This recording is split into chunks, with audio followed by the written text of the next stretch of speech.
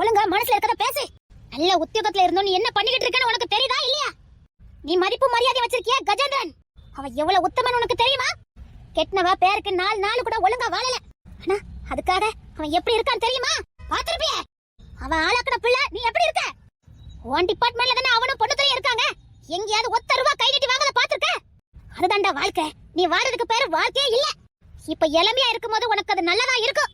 முதுமை வரும்போது நீ செஞ்ச பாவமே உன்னை கொல்லும். நான் உன்னை புள்ளைய நினைக்க போய் தான் முதுமையில நீ வேதனை பட்டு கூட ஆதங்கத்துல பேசிக்கிட்டு இருக்க. மனசுல இருக்கத சொல்லு. உன் மனசுல இருக்க பாரம் வலி எல்லாத்தையும் வெளியில கொட்டு. இங்க இருக்கவங்கள உன் கூட பந்தலாம் நினை. அப்ப உனக்கு சொல்லறதுக்கு எந்த தயக்கமும் வராது. உன் மனசுல இருக்க வலி வேதனை எல்லாம் வெளியில சொல்லிடு. இல்ல நீ செய்யற தப்பு என்னன்னு உனக்கு தெரியாமலே போயிடும். எனக்கு மட்டும் என்ன கெட்டவனாவே வாழணும் ஆசையா? ஆமா, கஜேந்திரா சார் பொண்ணுத்தரெல்லாம் உத்தமங்க தான், நான் இல்லங்கல. என்ன மாதிரி சத்தியமா கிடையாது, அது உண்மைதான். ஆனா என் வாழ்க்கையில நடந்தது அவங்களுக்கு நடக்கலையே. என் வாழ்க்கையில அவங்களுக்கு நடந்திருந்தா அவங்களே இப்படிதான் இருந்திருப்பாங்க. இல்லடா, நீ தப்பா நினைச்சுக்கிட்டு இருக்க. எங்க வாழ்ந்துட்டு இருக்க பாதி பேர் மனசுல அழிக்க முடியாத வலியும் வேதனை இருக்கதான்டா செய்யுது. எல்லாருக்குள்ளயும் ஒரு மறைவான வலி இருக்கதான் செய்யும். இங்க ரகசியமான வலி இல்லாத மனுஷன் எவனுமே கிடையாது. டேய், நீ மட்டும் இல்லடா, எல்லாருக்குள்ளயும் வலியும் வேதனை இருக்கும். அத யாரும் காட்டிக்கலடா. காட்டலங்கிறதுக்காக அவங்க மனசுல வலியும் வேதனை இல்லாமலாம் இல்ல. தனியா யாருமே இல்லாதப்போ ஏதோ தனக்கு பிடிச்ச பாடலை கேட்கும் போதோ இல்ல தான் பார்க்க கூடாத பார்க்கும் போதோ அந்த நினைவுகள் வரதா செய்யும். அப்ப அங்க வரும் பாரு கண்ணீரு. அப்ப வர்ற கண்ணீரை துடைக்கிறதுக்கு கூட எந்த கை அங்க இருக்காது. ஏன்னா அது ரகசியமான வலி. இங்க நிறைய பேர் அப்படி இருக்காங்கடா. இருக்கலாம், ஆனா எனக்கு நடந்த மாதிரி இருக்க மாதிரி எனக்கு தெரியல. எதனால சொல்லுங்களே, சொன்னாதானே தெரியும். கூட பிறந்தவங்களா கேக்குறேன்டா, சொல்லு. உன் மனசுல இருக்க வலியும் வேதனையும் சொல்லு. நீ எப்பமோ இவங்க பணக்கார வீட்டு மருமகான்னு சொல்றிய. இவங்க கடந்து வந்த பாதை உனக்கு என்னன்னு தெரியுமாடா? மீனாக்குட்டி அக்கா, பப்பி அக்கா, கியூட் அக்கான்னு சொல்றிய. 5 வயசு வரைக்கும் பிச்சை எடுத்தான்னு உனக்கு தெரியுமாடா? அத நிக்காலே தமிழ் டிப் டாப்பா. 13 வயசு வரைக்கும் ஹோட்டல்ல எச்சில பொறுக்கறான்னு உனக்கு தெரியுமா? இங்க எல்லாரும் ஒவ்வொரு வழிய கடந்து தாண்டா வந்திருக்காங்க. ஆமாடா, இவ பிச்சை எடுத்தா, நான் எச்சில பொறுக்கனேன். அக்கா, ஆமாடா, நிச்சயமா உன் வாழ்க்கை மாறும். மனசுல இருக்கத சொல்லு. நீங்க இப்பெல்லாம் இருக்கிறத பார்த்து நான் உங்களை பணக்கார வீட்டு மருமகனை கிண்டல் அடிச்சுட்டேன். என்ன மன்னிச்சிடுங்க அக்கா. நான் எப்பவுமே மத்தவங்க வழியை என் வேலையா பார்த்ததுக்கு காரணம் அதான்டா. என்னைய மாதிரி யாரும் இருந்துட கூடாதுங்கிற ஒரு ஆதங்கம் தான்டா. அதனால நானே முந்தி கொட்ட மாதிரி முந்தி யாருக்காவது பிரச்சனைனா வலிய போய் தீக்கிறதுக்கு என்ன உண்டு அதை செய்வேன். ஏன்னா நான் பட்ட வலியோ வேதனையோ அவமானமோ அப்படி. என்னை விட நீ பெரிய அவமானம்லாம் பட்டிருக்க மாட்டாடா. சொந்த தகப்பனாலே தத்து கொடுக்கப்பட்டேன். அது நல்ல இடத்துல ஒரு விளங்காதவனுக்கு வசதி வாய்ப்பு இருந்தோம் என்ன அம்போன்னு விட்டுட்டு போனவங்கடா. 28 வயசு கடந்தும் கல்யாணம் ஆகாம முதற்கன்யா வாழ்ந்தவங்கடா. இவளுக்கு கல்யாணம் பண்ணும்போது 30 வயசு தாண்டிட்டு செம்பவலிக்கு அப்படிதான். நாங்க பார்க்காத வலி இல்ல, பார்க்காத வேதனை இல்ல. அதனால உன்னை இப்படி பார்க்கும்போது எங்களுக்கு விட்டுட்டு போக மனசு இல்ல. உன்னை எங்களை ஒத்தனா பார்த்தா. சாரிக்கா, நீங்க எப்பவும் சந்தோஷமா இருக்கிறத பார்த்துட்டு பணக்கார வீட்டு மருமக்க மாதிரி எந்த குறையும் இருக்காது, அதான் ஜாலியா இருக்கீங்கன்னு நினைச்சிட்டேன்க்கா. சொல்றேம்மா, எனக்கு நடந்த அநியாயத்தை நான் சொல்றேன். நாங்களும் எல்லாரும் மாதிரி சாதாரண குடும்பம் தான். அப்பா வெளியில வேலைக்கு போக அம்மா ஒரு பொறுப்புள்ள தாயா எங்களை நல்லபடியா வளர்த்து குடும்பத்தையும் எங்களையும் நல்லபடியா பாத்துக்கிட்டாங்க. நாங்க 3 பேரு, என் தங்கச்சி, என் அண்ணன், நான். கூட பிறந்தவங்க இருக்காங்களா? இருந்தாங்க. எங்க வாழ்க்கையும் சந்தோஷமா தான் போய்கிட்டு இருந்துச்சு. ரொம்ப சந்தோஷமா வாழ்ந்துட்டு இருந்தோம். ரொம்ப வசதி வாய்ப்பு இல்லட்டாலும் ஏதோ எங்களுக்கு போதுமானதா வந்துகிட்டு தான் இருந்தது. திடீர்னு ஒரு நாளே அம்மா வழியில இருந்து கொஞ்சம் சொத்து வரதா எங்க வீட்டுக்கு எங்க மாமாமாரெல்லாம் வந்திருந்தாங்க. சரி. அதாவது பாட்டி வழி சொத்தான், மகமாருக்கு தான் பங்கு உண்டா. அதனால எங்க அம்மாக்கும் சொத்துல பங்கு உண்டுன்னு கூப்பிட்டு இருந்தாங்க. நாங்களும் சந்தோஷமா போனோம். அதே மாதிரி கோடிக்கணக்கான சொத்து எங்களுக்கு கிடைச்சது. அந்த சொத்தை வாங்கிட்டு நாங்க சந்தோஷமா தான் வாழ்ந்துட்டு இருந்தோம். இது எங்க அம்மா குடும்பத்தார்களுக்கு உறுத்துச்சோ என்னமோ தெரியல. காசு பணத்தை பார்த்த உடனே அந்த சொத்து மேல ஆசைப்பட்டு அம்மாக்கும் அப்பாவுக்கும் பிரச்சனை உண்டு பண்ணிக்கிட்டே இருந்தாங்க. பணம் 10 செய்யணும் சும்மா சொல்லல. பணத்தை கண்டா பணம் கூட வாய பறக்கணும் என் சொந்தக்காரங்க பார்த்தா புரிஞ்சுக்கிட்டேன். பணத்துக்காக கொஞ்சம் கொஞ்சமா எங்க குடும்பத்துக்கு நுழைஞ்சாங்க எங்க அம்மா வழி ஆட்களே. அது வரைக்கும் சந்தோஷமா வாழ்ந்துட்டு இருந்த எங்க அப்பாவும் அம்மாவும் அதுக்கப்புறம் கொஞ்சம் கொஞ்சமா சண்டை போட ஆரம்பிச்சாங்க. அம்மாக்கு இல்லாத போலதெல்லாம் சொல்லி கொடுத்து அவங்க மனசை கொஞ்சம் கொஞ்சமா மாத்த ஆரம்பிச்சுட்டாங்க. இவ்வளவு சொத்து கதிபதி, இவ்வளவு சொத்து நீ கோடீஸ்வரி, அப்படி இப்படின்னு சொல்லி கொடுத்து எங்க குடும்பத்துல இருந்து நிம்மதியா போற எடுத்துட்டாங்க. அண்ணன் பார்த்து அப்பாவுக்கு வேலை போயிடுச்சு. அப்பா வீட்டுலதான் இருந்தாங்க. இதான் சரியான சந்த பொண்ணு. அம்மா வழி ஆட்கள் மாமா எல்லாருமா சேர்ந்து அம்மா மனசை மாத்தி அப்பா கிட்ட இருந்து பிரிச்சு கூட்டு போயிட்டாங்க. மனைவி பிள்ளைல போன தூக்கத்திலே எங்க அப்பா இறந்துட்டாங்க. அதுக்கப்புறம் தினமும் எங்க அம்மா எங்க அப்பாவை நினைச்சு அழுதாங்க. நம்ம பெரிய தப்பு பண்ணிட்டேன்னு உணர ஆரம்பிச்சாங்க. ஆனா உணர நேரத்துல கூட எங்க மாமா மாதிரி யாருமே விட்டு வைக்கல. அம்மா கிட்ட இருக்க கோடிக்கணக்கான சொத்தை காட்டி நாளைக்கு பிள்ளைங்க எதிர்காலத்துக்கு வேணும், அங்க இன்வெஸ்ட்மெண்ட் பண்ணி இங்க இன்வெஸ்ட்மெண்ட் பண்ணுன்னு சொல்லி வாங்கிட்டு போயிட்டு உன் பிள்ளைங்களுக்கு அதை பண்றோம் உன் பிள்ளைங்களுக்கு இதை பண்றேன்னு சொல்லி எங்க அம்மா கிட்ட இருக்க அத்தனையும் பிடிக்கிட்டாங்க. உங்க அம்மாக்கு அது புரியலையா? புள்ள பாசத்தை காட்டினா எந்த தாய் தான் விழ மாட்டா. பிள்ளைங்களுக்காக தானே செய்யறோம். புருஷன் நம்மளை விட்டு போயிட்டாரு, பிள்ளைங்க எதிர்காலமாவது நல்லா இருக்கணும் தான் அண்ணன் தம்பிகளை நம்பி கொடுத்தாங்க. எங்க அம்மா நடு ரோட்ல விட்டுட்டானுங்க. ஒருவேளை சோத்துக்கு கூட வரையிலாம நடு வீடுல வந்து நின்னா எங்க அம்மாவை அடிச்சே துரத்துட்டானுங்க. நான் காலேஜுக்கு போயிருந்தேன். அப்பதான் என் தங்கச்சி எங்க அம்மாவை எங்க அண்ணன் எல்லாம் எங்க மாமா மாதிரி எல்லாரும் ஒண்ணு சேர்ந்து அடிச்சு துரத்திருக்காங்க. தான் குடும்பத்தை தான் கையால இடிச்சுட்டோமே, தான் பிள்ளைங்க வாழ்க்கையை நாசமாக்கிட்டோமே, தான் புதுசு சாவுக்கு நம்ம தான் காரணம்னு நினைச்சு இதுக்கப்புறம் வாழவே கூடாதுன்னு வயசுக்கு வந்து என் தங்கச்சி கூட்டிட்டாமா கணத்துல விழுந்துட்டாங்க.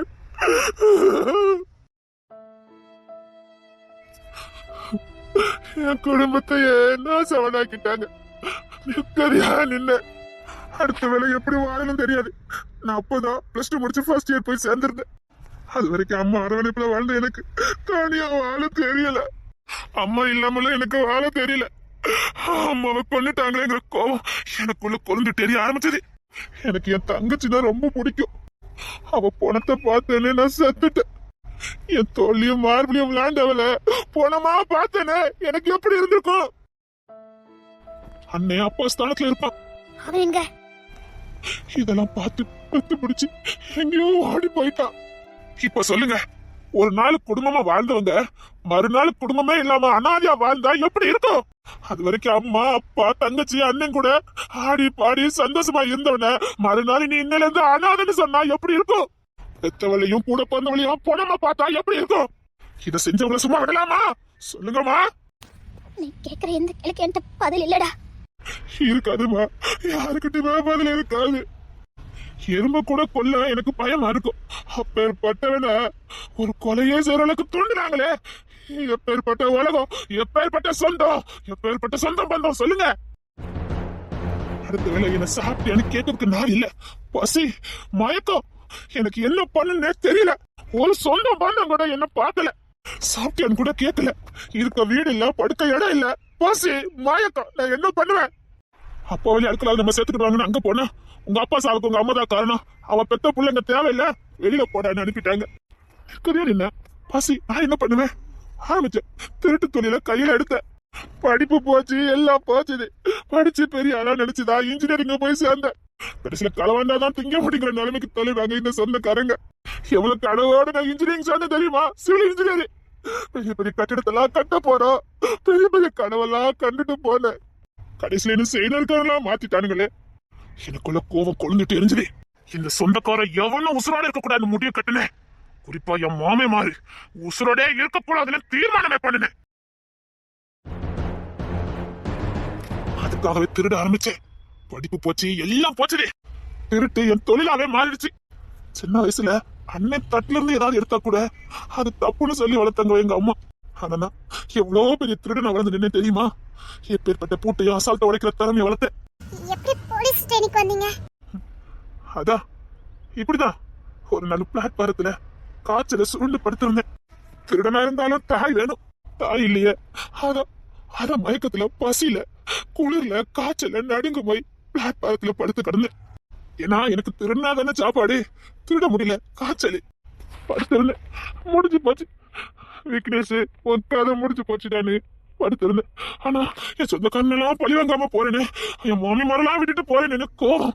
எப்படியாவது எனக்கு சுகம் கிடைக்கணும்னு வேண்டிட்டு இருந்தேன். நிலைமை ரொம்ப மோசமாயிட்டே போயிடுச்சு. இனி பொழைக்கவே மாட்டேங்கிற நிலைமைக்கு போனேன். எனக்கே தெரியும் இந்த அரை மணி நேரம் தான் உசுரோட இருப்பேன்னு எனக்கே நல்லா தெரியும். அப்பதான் ஒரு கை என் தோல் மேல வச்சுது. ஏதோ கடவுளே வச்ச மாதிரி இருந்தது. ஸ்டேஷன்ல ரோந்துக்கு வந்திருக்காரு இந்த கஜேந்திரன் சார். என்கிட்ட அவர் எதுவுமே கேட்கல. என்ன தோல்ல தூக்கி போட்டுட்டு ஆஸ்பத்திரிக்கு தூக்கிட்டு போனாரு. அவர் கொண்டு போறதுக்குள்ளே நான் மயக்கம் ஆயிட்டேன். அப்புறம் 2-3 நாள் இருக்கும் என் பக்கத்துல உட்கார்ந்து இருந்தாரு. நீங்க இன்னும் போகலையான்னு கேட்டேன். எப்படியா போக முடியும்? நீ இந்த நிலைமையில இருக்க, நீ யாரு என்னன்னு தெரியல, உன்னை உங்க பெத்தவங்கிட்ட வந்து ஒப்படைச்சாதானே போக முடியும். அதான் 2 நாளா இங்கே இருக்குன்னு சொன்னாரு. இப்படி மனுஷங்க இருப்பாங்களான்னு அப்ப தோணிச்சுது. ஆனா பயம், எல்லாரும் என் சொந்தக்காரனே மாதிரி இருப்பானோன்னு எனக்கு பயம். கத்துன கதறின கூப்பாடு போட்டு யாரும் என்கிட்ட பழகாதீங்க, எல்லாரும் என்னை விட்டு போங்கன்னு கத்துன. என்னை இருக அணைச்சு கட்டி பிடிச்சாரு. அவர் தோளோடு தோலை வச்சு அரவணைச்சாரு. நான் இருக்கேன் உனக்கு நான் இருக்கேன்னு அவர் தோளோட தோல் வச்சு எனக்கு அரவணைப்பை கொடுத்தாரு. அந்த அரவணைப்பை பார்க்கும்போது எனக்கு கடவுளே வந்த மாதிரி இருந்தது. அப்படியே என்கிட்ட எதுவுமே கேட்காமலே என்ன அவர் வீட்டுக்கு கூட்டிட்டு போனாரு. 2-3 நாள் அப்படியே ஓடிச்சு. அவர் என்னை பத்தி எதுவுமே கேட்கல. அப்புறமா நான் தான் எல்லா விஷயத்தையும் சொன்னேன். இப்படி பழிவாங்க காத்திருக்கதையும் சொன்னேன். பழி வாங்குறதுனால எதுவும் நடக்க போறது இல்ல, கடவுள் கையில ஒப்படைச்சிட்டு நீ வாழறதுக்கு வழியை பாருனாரு. எப்படி தோல்லையும் மார்பளையும் தூக்கி சம்பந்தமா பணமா பார்த்ததுக்கு அப்புறம் எப்படி நார்மலா வாழ முடியும்? முடியாதுன்னு சொன்னேன். உன் வாழ்க்கை தான் இப்படி மாறி போச்சு, உன்ன மாதிரி யாருக்கும் நடந்துடாம நீ பாத்துக்கடா, அதுக்காக கூட உன் வாழ்க்கையில இப்படிலாம் நடந்திருக்கலான்னு சொல்லி எனக்கு ஆக சொல்லி நான் எந்த படிப்பை பாதியில விட்டனோ அதே படிப்புல அவர் சொந்த காசை கொடுத்து என்ன படிக்க வச்சாரு. ஆசைப்பட்ட சிலிங் படிப்பை என்ன படிக்க வச்சாரு. அத்தனை செலவையும் அவர் ஒத்துதான் ஏத்துக்கிட்டாரு. அது மட்டும் இல்ல, பெத்தவங்களா இருந்தா கூட வாரம் வாரம் வந்து பாத்துருக்க மாட்டாங்க. ஆனா என்ன வாரம் வாரம் சரியா வந்து பார்க்க வருவாரு. எனக்கு தேவையான துணிமணி பணம் எல்லாம் கொடுப்பாரு. நாளடைவுல அவர் காட்டின பாசத்துக்கு நான் அடிமை ஆயிட்டேன்.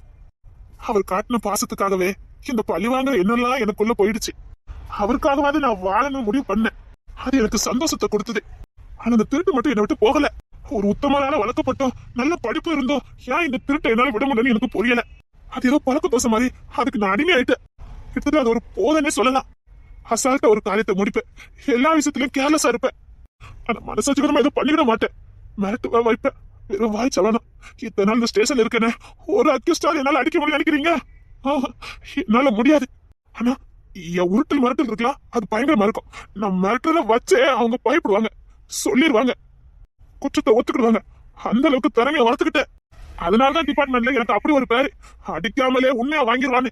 என் மிரட்டல் அப்படி இருக்கும், ஆனா அது மனசார இருக்காது. யாரையும் அடிச்சிடக்கூடாதுங்கிற பயத்தினால சிவிலிங் தான் முடிச்சேன். ஆனா கஜேந்திர சாருக்கு நான் அவர் கூடயே இருக்கணும்னு ஆசை. அவர் விட்ட தொழில நான் செய்யணும்னு ஆசை. அவர் தங்கச்சி பையன் என்ன சொல்லுவாரு. தங்கச்சி பையன்னு சொல்லுவாரா?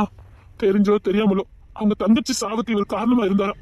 அவங்க தங்கச்சி பிள்ளைங்க எங்க இருக்குன்னு அவருக்கு தெரியாதான். அதனாலதான் அது நானா இருக்குமோன்னு தான் அவர் என்ன வளர்த்தது.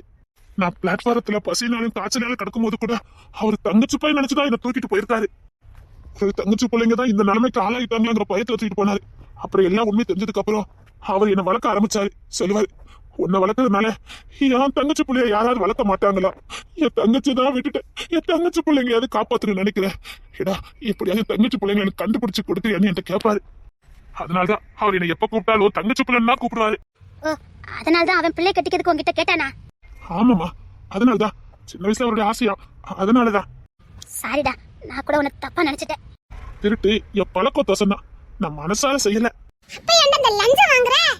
எல்லாருக்கிட்டையும் வாங்க மாட்டேன், உங்களை மாதிரி பணக்காரங்க கிட்ட மட்டும் தான் வாங்குவேன். நீங்க தான் 5 பைசா யாரும் கலக்க மாட்டீங்களே, அந்த கோவத்துல தான் உங்களை மாதிரி ஆள்கிட்ட வாங்கி முடியாம போவாங்களே. எங்கேயுமே படத்தை கொடுத்தாதானே வேலை நடக்கும். அப்படி முடியாதவங்க கையில தூக்கி கொடுத்து வேலையை முடிங்கன்னு சொல்லி கொடுத்துட்டு போயிருவேன். அந்த பணத்தை வச்சு நான் என்ன பண்ணேன்? எனக்கு தான் என் கஜேந்திர சார் இருக்காரு. நான் லஞ்ச பணத்துல ஒரு காப்பி கூட குடிக்க மாட்டேன். நீங்க வேலை அதுதான் லஞ்சம் இருக்க மாட்டேன். ஏதாவது முடியாம இருப்பாங்களா அவங்க தூக்கி கொடுத்துட்டு போயிட்டே இருப்பேன். என்ன லஞ்சம் வாங்கினா வீட்டுல வைப்பாங்க, உள்ளதான் தூக்கி வைப்பாங்க. அது வாங்கி வாங்கி பழகிட்டேன், இப்ப வாங்காம இருக்க முடியல. பழக்க தோசம்க்கா, பழக்க தோசம். கஜேந்திரனா தான் பொண்ணை கொடுக்க முடிவு பண்ணிருக்கான். தங்கச்சி புள்ள நினைச்சுதான் புள்ளைய கொடுக்க நினைச்சிருக்கான். ஆனா தங்கச்சி பையன் கிடைச்சிட்டான்னு எனக்கு தெரியுமா தெரியாதா? நான் ரொம்ப நல்லவனே, கஜேந்திர சாரே சொல்லுவாரு. இந்த மாதிரி ஒரு நல்லவன் எங்க போனாலும் கிடைக்காதுடானே என்கிட்ட சொல்லுவாரு. அக்கா உண்மையிலே நான் ரொம்ப நல்லவன்க்கா, ஆனா வெளி உலகத்துக்கு தான் நான் கெட்டவன். அக்கா உங்களை மாதிரி நான் ஒருத்தங்க பார்த்ததே இல்லக்கா. ஆனா உங்களுக்குள்ள இவ்வளவு பெரிய சோகம் இருக்குன்னு எனக்கு சத்தியமா தெரியாதுக்கா. அக்கா இப்போ சொல்றேன், யாரு இல்லைன்னு கவலைப்படாதீங்க, நான் இருக்கேன். எந்த சூழ்நிலையும் எந்த இடத்துலயும் எப்படி வந்தாலும் நான் துணை நிப்பேன்க்கா. யாருக்கும் அஞ்ச மாட்டேன். தெரியுமா அன்னைக்கு பக்கபலமா நின்னியா? அன்னைக்கு நீ மட்டும் வந்து சொல்லலன்னா அவ்வளவுதான். நான் வேற இந்த பையனை பத்தி தெரியாம களவாணி பையன் யாம சொல்லிவிட்டேனே. இவனுக்குள்ள இவ்வளவு பெரிய வலியா? விக்கி, இந்த விக்னேஷ். என்ன சாரி ஏன் சாரி, திருட்டு பையனே. நான் ஒண்ணு சொல்லிட்டா, உங்க குடும்பத்தாளுக்கு தான் முத என்ன திருட்டு பையலேன்னு கூப்பிட்டது. எனக்கு அது ரொம்ப பிடிச்சு போச்சு. கஜேந்திர சார் சொன்னேன், அவங்க என்ன ஒரு சிரிப்பு, அது நல்லதா இருக்குது. அப்படியே கூப்பிடுங்க, என்னையும் அப்படி கூப்பிட்டதுன்னு எனக்கும் உணர்வு வரா. விக்கி, என்னங்கம்மா? கஜேந்திர தங்கச்சி பிள்ளைல கிடைச்சிட்டாங்களா கிடைக்கலையா? கிடைச்சிட்டாங்க. சார் சொன்னாங்களே, பார்க்க கூட போயிருந்தாங்களே. தெரியுமா உனக்கு யாருன்னு? தெரியுமே, ஸ்டேஷன் பக்கத்துல ஆதிரா பக்கத்துல நின்னானே. கஜன் சார் என்கிட்ட எதையுமே மறைக்கிறதே இல்ல, மறைக்கவும் மாட்டாங்க. ஏன்னா அவருக்கு நான் உசுரு, எனக்கு அவர் உசுரு. சரி, இவ்வளவு வயசாயும் நீ எதுக்கு கல்யாண காட்சிலாம் முடிக்காம இருந்த? எப்படி கஜேந்திர ஐயா இந்த நிலைமையில விட்டு நான் கல்யாணம் முடிக்கிறதா? அவருக்கு எப்பவும் நான் துணையா இருக்கணும் தான் நான் முடிக்கல. ஆனா கஜன் சார் அவங்க பொண்ணே என்ன கல்யாணம் பண்ணிக்க சொல்லிட்டாங்க. நாங்க இடி எல்லாரும் ஒன்னாவே இருக்கலாம்ல. நானும் கடைசி காலத்துல கஜன் சார் கூட இருப்பேன், அவருக்கு செய்ய வேண்டிய பணியோட எல்லாம் செய்வேன். நல்லபடியா ஒரு வயசான காலத்தை பாத்துக்கிறேன்ல. எனக்கு அப்படி ஒரு பாக்கியம் கிடைக்கல. இந்த பாக்கியம் யாருக்கு கிடைக்கும் சொல்லுங்க? எனக்கு அதுதான் ஆசை. ஏன்னா நாளைக்கு வேற யாராவது அதை கல்யாணம் பண்ணி அவங்க ஐயாவை பார்த்தாங்களோ இல்லையோ, அம்போன்னு விட்டுட்டு போயிட்டா, நான் வேற கல்யாணம் முடிச்சு எனக்கு வரவ பார்க்காம போயிட்டானா, அதான் கஜேந்திர சார் சொன்ன உடனே ஓகே சொல்லிட்டேன். ஏன்னா அவர் எனக்கு செஞ்சதுக்கெல்லாம் நன்றி கடன் செலுத்தணுமே. அவரை நல்லபடியா நான் பாத்துக்குவேன்ல.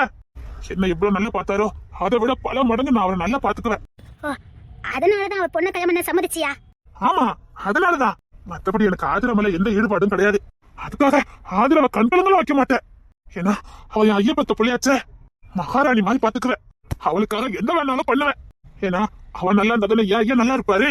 எங்க ஐயாவுக்காக என்ன வேணாலும் பண்ணுவேன். அவ எப்படி வாழ நினைக்கிறாளோ அப்படியெல்லாம் வாழ வைப்பேன். சுத்தம் போச்சுது. என்ன இப்படி வருது? இப்ப எல்லாமே உங்க ஐயாக்காக செஞ்சிட்டு இருக்க. எங்க ஐயாக்கு எது தோணுதோ அதை செய்வேன். சரி, இப்ப உங்க ஐயா வந்து நீ வேண்டாயான்னு சொன்னா என் ஐயா ஒரு முடிவு எடுத்தா அது சரியா இருக்கும். வேண்டாம்னா வேண்டாம், வேணும்னா வேணும். நீ ரொம்ப நல்லவையா, உனக்கு ரொம்ப மனப்பக்குவம் இருக்குது. நாளைக்கு ஆதிராக்கு வேற இடத்துல முடிஞ்சு அந்த பையனும் உன் ஐயாவை நல்லா பாத்துக்கிட்டா அவனுக்காக கோயிலே கட்டுவேன். நீ உண்மையில ரொம்ப நல்லவையா. இப்ப சொல்றேன், உனக்கு தாயா நான் இருப்பேன். நீ எப்ப வேணாலும் என் வீட்டுக்கு வரலாம் போகலாம். இவங்க உன் கூட பிறந்தவங்க. இப்ப கூட நான் தப்பா நினைச்சேன், உன்கிட்ட அதிகமா பழக வேண்டாம்னு சொல்லி கொடுத்தேன். இப்ப சொல்றேன், ஏமா கேட்டுக்கங்க, இன்னையில இருந்து இவன் உங்க கூட பிறந்தவன். இவன் கூட நீங்க தாராளமா பேசலாம். அம்மா, உன் மனசுல எந்த கள்ள கபடமும் இல்ல. சொல்லுவாங்க, மனுஷன் முகத்தை பாப்பான், கடவுளே உள்ளத்தை பாப்பாருன்னு. நான் மனுஷனாவே உன்னை பாத்துட்டேயா, என்ன மன்னிச்சிரு.